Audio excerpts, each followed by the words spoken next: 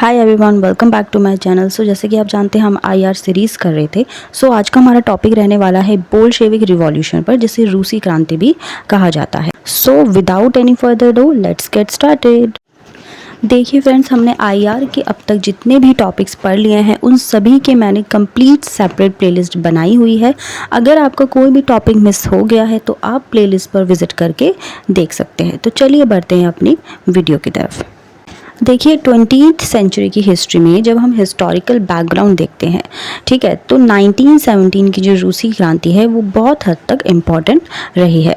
कई सारे रिवॉल्यूशंस होते रहते हैं अलग अलग मुद्दों को लेकर। जैसे कि फ्रांस की जो स्टेट रिवॉल्यूशन हुई थी उसमें लिबर्टी, इक्वालिटी और फ्रैटर्निटी यानी कि भाईचारे का पाठ पढ़ाया था, ठीक है। उसी तरीके से जो रशिया की बोल्शेविक रिवॉल्यूशन ने जार के ऑटोक्रेटिक यानी कि निरंकुश रूल को खत्म किया और डेमोक्रेसी का एस्टैब्लिशमेंट किया गया, और साथ ही साथ सोशल, इकोनॉमिक और कमर्शियल एरियाज में कैपिटलिस्ट की पावर को खत्म किया गया और लेबर्स और फार्मर्स की सत्ता एस्टैब्लिश की गई। इस रिवॉल्यूशन ने दुनिया में पहली बार सोशलिस्ट आइडियोलॉजी यानी कि जो समाजवादी विचारधारा होती है उसको स्टार्ट किया, जो एक नई सोसाइटी, न्यू कल्चर और न्यू सिविलाइजेशन की तरफ आगे बढ़ी।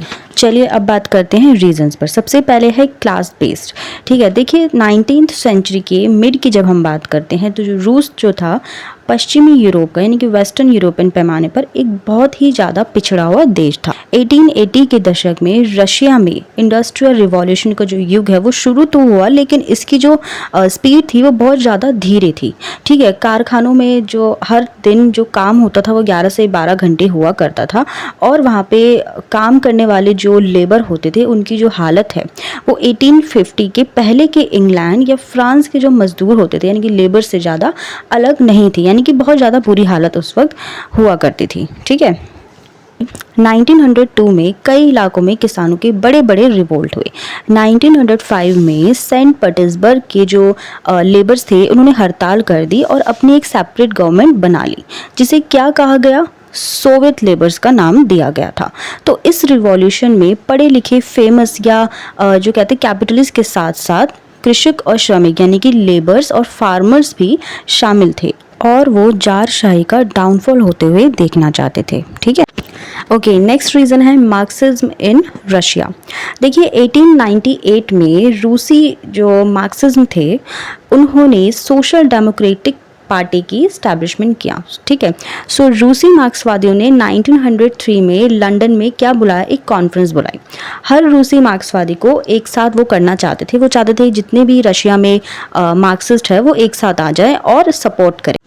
लेकिन वो दो ग्रुप्स में बट गए। एक जो ग्रुप था वो था बोल्शेविक ग्रुप, दूसरा जो ग्रुप था वो था मेंशेविक ग्रुप। जो लेनिन थे वो लीडर थे, किसके लीडर थे, बोल्शेविक ग्रुप के लीडर थे। लेनिन ने क्या किया था, मार्क्सिज्म के जो एलिमेंट्स थे उनकी खोज की थी, ठीक है। उसे मार्क्सवाद में जो रिवॉल्यूशन के जितने भी थियरीज होती है, जितने भी सोर्सेज होते हैं वो सब उन्हें मिले थे। किन्हें मिले थे, लेनिन को मिले थे। उन्हें उसने साइंटिफिक समझकर पूरा का पूरा एक्सेप्ट कर लिया था, ठीक है।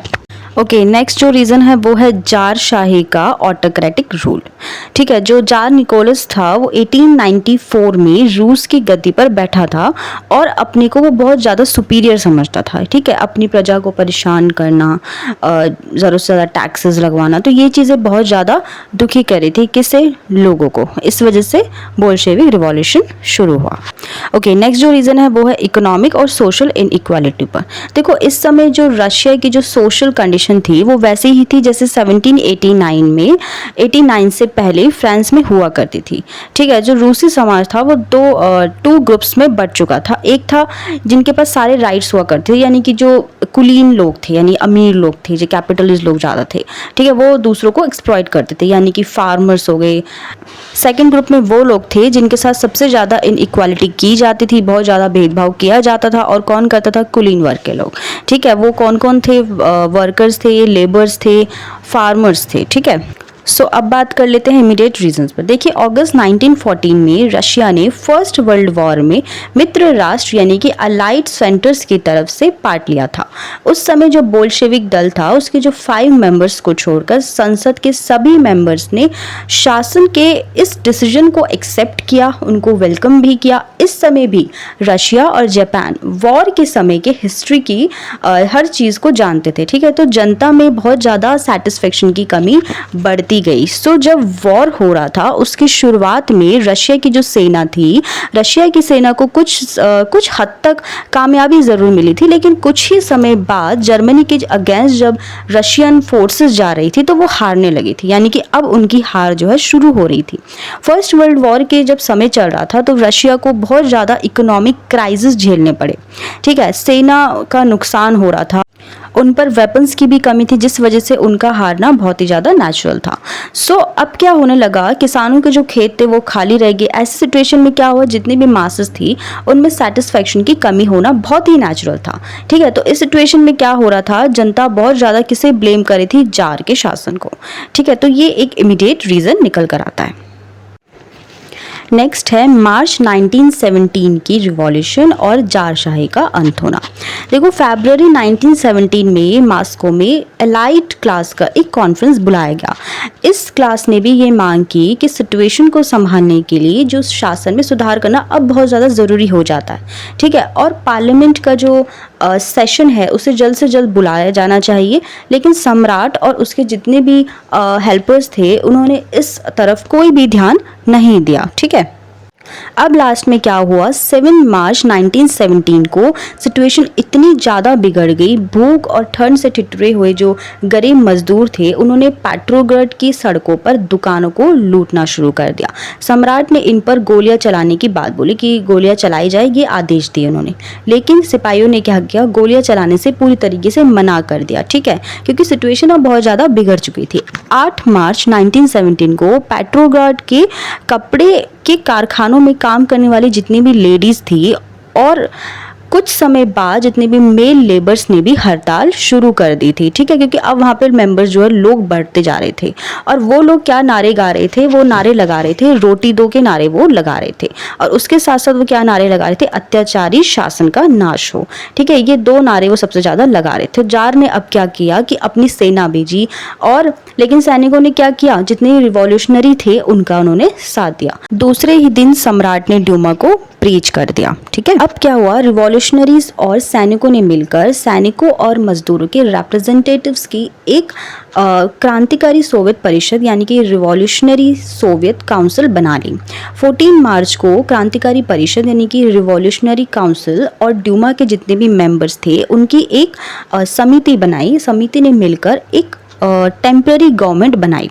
सो 15 मार्च 1917 को जार निकोलस सेकेंड ने अपने भाई ग्रेट ड्यूक माइकल के सपोर्ट में सिंहासन को छोड़ दिया था। तो रूस की इस रिवॉल्यूशन में यानी कि इस क्रांति में पेट्रोग्राड का वही जगह है जो फ्रांस की स्टेट रिवॉल्यूशन में पेरिस का था, ठीक है।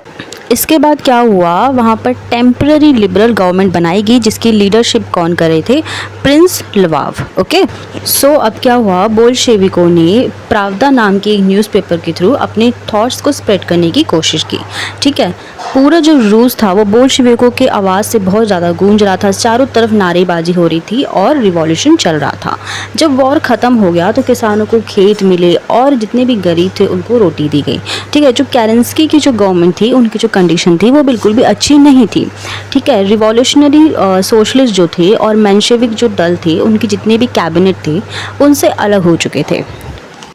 6 to 7 नवंबर की रात को बोल्शेविक दल के लोगों ने टेलीफोन के जितने भी सेंटर्स थे, post office, railway station, banks, इन सब को अपने अंडर कर लिया, ठीक है। 7 नवंबर 1917 की सुबह रूस के जो ज़ार था उसका जो पहले का जो महल हुआ करता था उसको भी अपने अंडर कर लिया।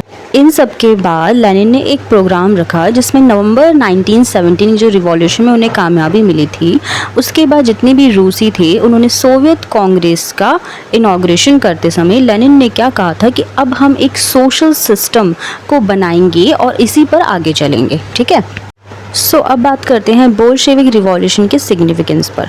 देखिए जो रशिया की जो क्रांति थी, यानी कि जो रूस की जो क्रांति थी वो 1917 की क्रांति ने 300 सालों से चले आ रहे ऑटोक्रेटिक रूल, यहाँ पे निरंकुश रूल जो चल रहा था, यानी कि जार का जो शासन चल रहा था उसे ख़त्म कर दिया, जो कि बहुत ज़्यादा ज़रूरी था। उसके बाद रशिया में प्रोलेटेरिएट क्लास की गवर्नमेंट स्टैब्लिश की गई।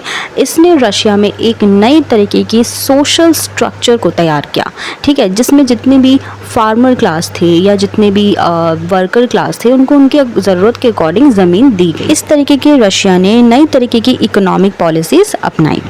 सो फ्रेंड्स, ये था आज का टॉपिक बोल्शेविक रिवॉल्यूशन पर। आई होप आपको ये टॉपिक क्लियर हो गया हो।